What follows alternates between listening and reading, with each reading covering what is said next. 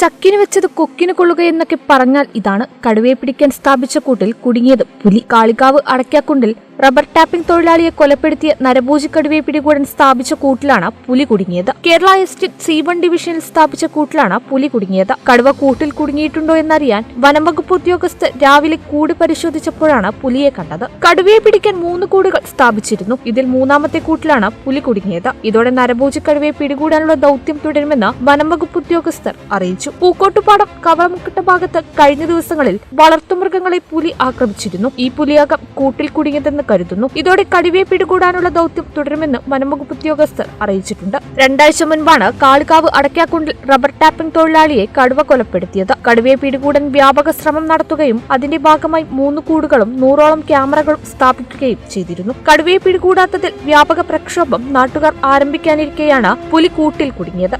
ഇപ്പോഴും കടുവാഭീതി അവസാനിക്കാതെ നാട്ടുകാർ ആശങ്കയിലാണ്. കേരള വിഷൻ, വണ്ടൂർ.